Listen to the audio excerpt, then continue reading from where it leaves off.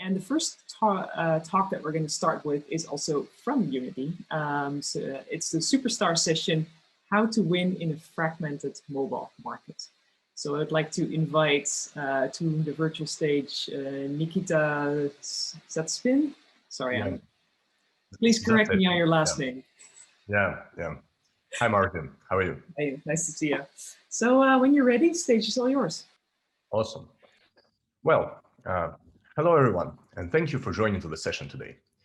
My name is Nikita Zatsepin, and I work as Senior Growth Marketing Manager at Unity Technologies for Unity Distribution Portal. And today I want to speak about new challenges that stand in front of mobile game developers and how to adapt to these new changes. The year 2020 has changed the status quo dramatically, and 2021 is going to be the year of the most drastic changes in the mobile game industry during the past couple of years, if not decade. First of all, let me frame the context. We will not speak about customer preferences, new genres, and shifts of gaming behavior. You can find all of this information in the recently released gaming report for 2021 presented by Unity. Here we will speak about the first and foremost changes in game distribution and thought process around it. Here at Unity, we speak a lot with game developers. Let's try to summarize what developers are facing in the world of mobile game sales right now. First of all, discoverability. Millions of games are already presented on biggest digital outlets. We all as humans have only 24 hours every day, and actually even less, as we still need time to eat, sleep, and so on. However, there are so many digital products that compete for this attention, and even a great game can be missed easily. Fragmentation. Last year was remarkable specifically because what was happening all over the world was a primary driver for growth throughout this industry. It was also due, in large part, to growing interest and supervision from government bodies on the biggest digital app stores. This paradigm shift creates opportunities for the new app stores to enter the foray of digital sales and opens the door to new audiences that are hungry for engagement in these app stores. Last but not least, the performance. New and seasoned developers alike are at the mercy of high-yield, low-visibility restricted app marketplaces, a far cry from how things were a decade ago. Given the issues with data-driven approach that we will cover in a minute, it has never been more important to think strategically and make your game more performative by distributing farther and wider from the start to get the engagement you will need to succeed. Let's take a look at these challenges more closely. Let's talk about discoverability first. This issue remains one of the most painful for game developers. And to put some color in it, there are a few hundred Unity games being released on a weekly basis, and the competition is quite fierce right now. Second, the attention span of a player is very limited and therefore in very high demand across the industry. You have to invest a lot into advertising, which isn't always a viable option, particularly for independent developers. As a consequence, these smaller and more mid-market studios find themselves fighting for visibility on own channels like Twitter or Facebook, and where in fact they need to think about how to meet several algorithmic requirements, like high engagement from the get-go or overall high engagement and history and account history. Organic posts simply don't work anymore. The best chance is to get like 15 minutes of visibility on Twitter for a portion of your followers, and that's pretty much it. Having just a few minutes to showcase your game that's been in development for years, the reality of today. That said, in order to get traction, you need to invest in user acquisition and invest a lot into it. The marketing budget can easily be a couple times bigger than the total development cost. It's also about a very specific expertise that's not easy to gain. And even if you have budgets, you will face a huge competition with large enterprises who have been there for years. So having money, unfortunately, isn't enough. Last but not least, competition for platform support has also increased significantly, and only well-developed relationships are able to get a featuring that unfortunately doesn't drive that many players as it was a decade ago. And usually the choice is made towards games that are already successful. So developer ends up asking for favor, which is usually ignored. Next problem is increasing fragmentation itself. There are two main reasons for this trend. First, regulations for digital content distribution have become much more strict in the past year, and there is no sign that it's going to stop anytime soon. Chinese market remains an edgy case, and there you can find a couple dozens of Android stores, for example, but if you read news, then you know that more and more regulatory cases appearing across the globe now. With the regulations of big companies, however, A more region-specific approach has played largely in favor to companies that create local app stores to distribute gaming content. Precise understanding of local audiences combined with this new mobile game normal creates an opportunity for new app stores to compete on the local markets with big companies and provide a more tailored experience to local players. You don't know, by the way, that in 2020 alone, 5 new app stores were released to the market in different regions. We expect this number to continue growing in the coming years. Another challenge has become a games marketer's unending headache. How do you promote a game effectively in 2021?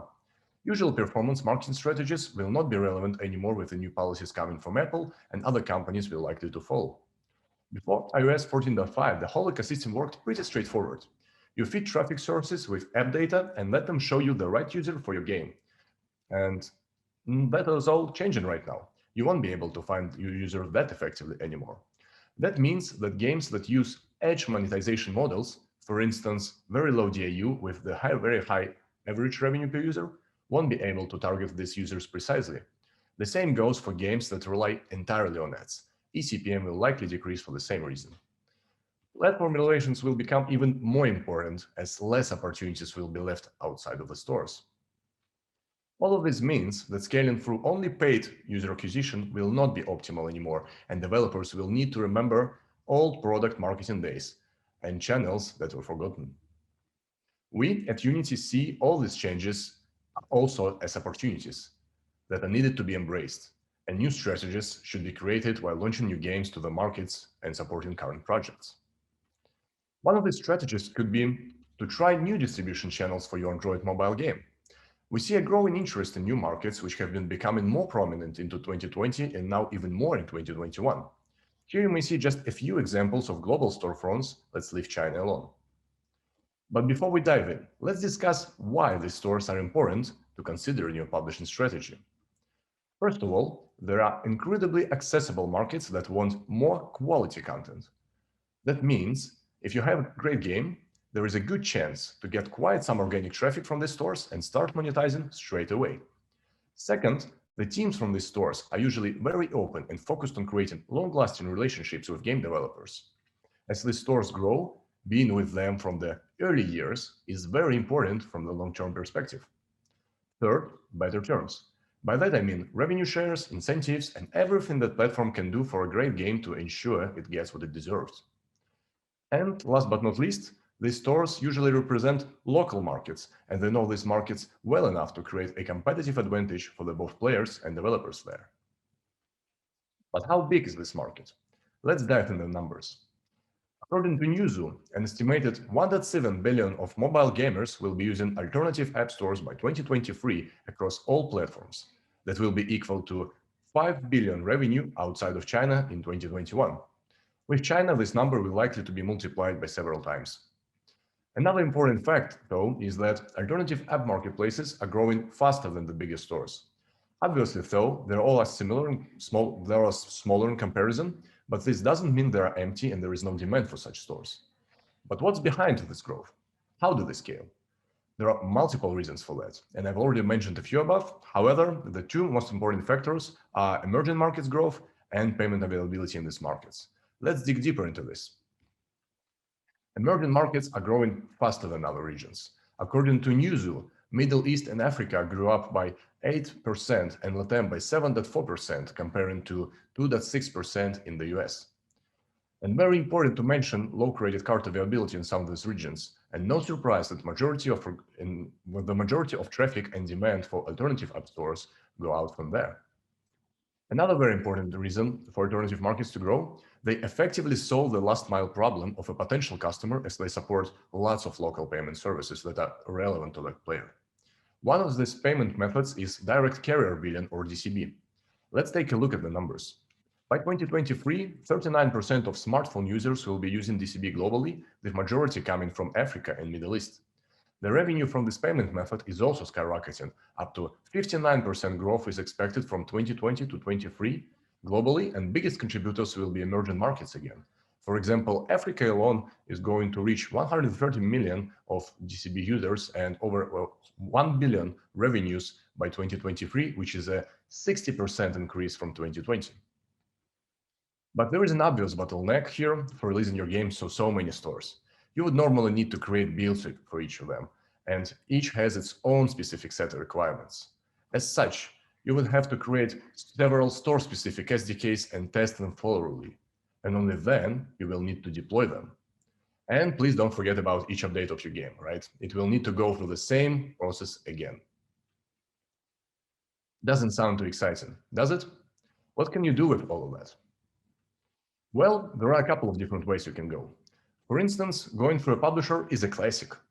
Not only it can help you with your studio credibility, it can also help with navigating local markets, contribute to your studio overall operations, and face any of the bureaucratic processes head-on while you sit back and relax.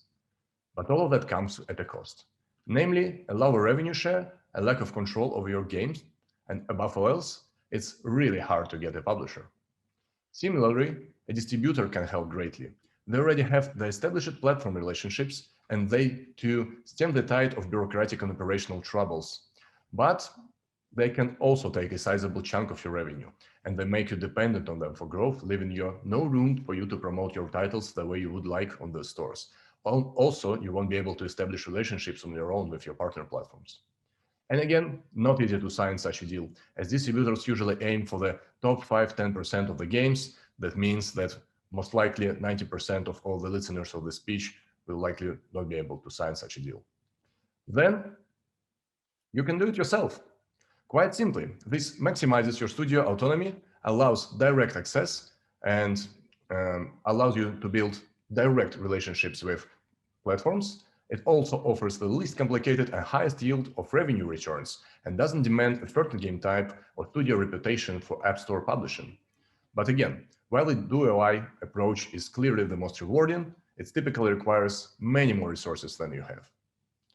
At least this is typically the case. That's why Unity has created the Unity Distribution Portal.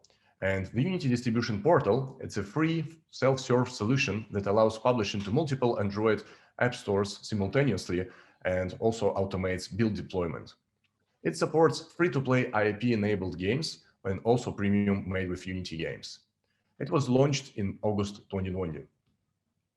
UDP has integrated 10 international app stores into its platform, ensuring quicker and more efficient entry into new and established markets with as little resource drain as possible.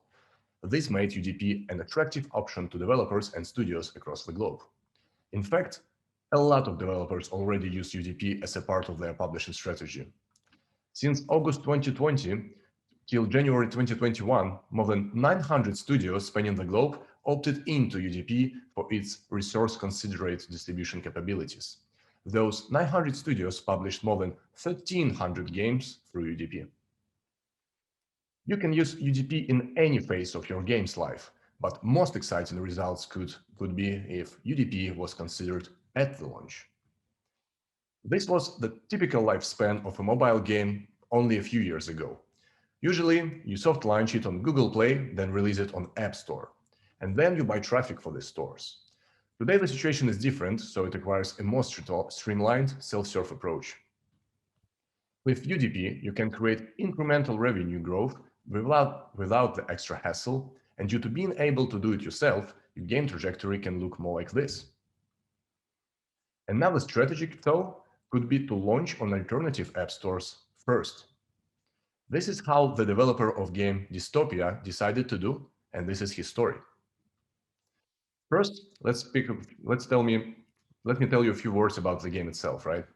It's a mid-core RTS in a dystopian cyberpunk world, which features Conor McGregor as a hero person, with a really nice graphics and engaging gameplays.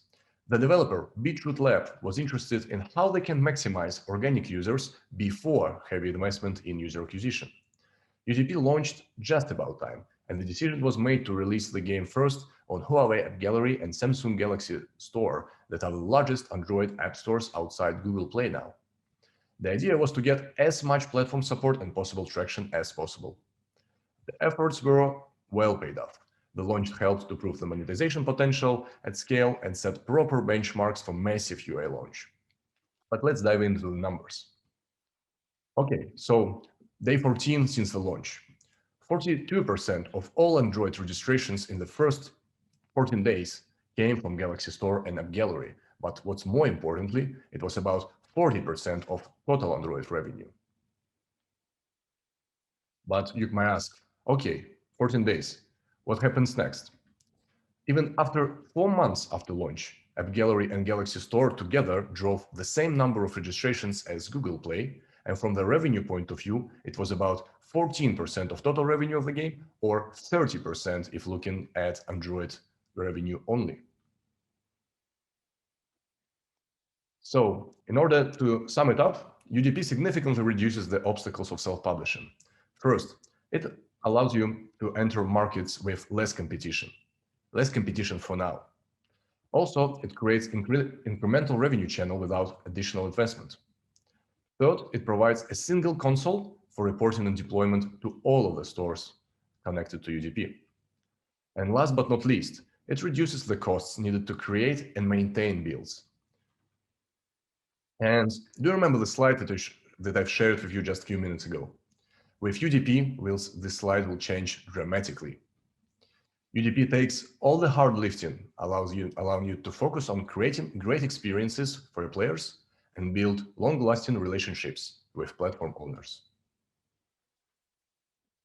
Thank you for your time. And please learn more at unity.com UDP, and you can always reach me out through the social media that is stated on the slide. Thanks. Right. Thank you so much, Nikita. Yeah, thank you too.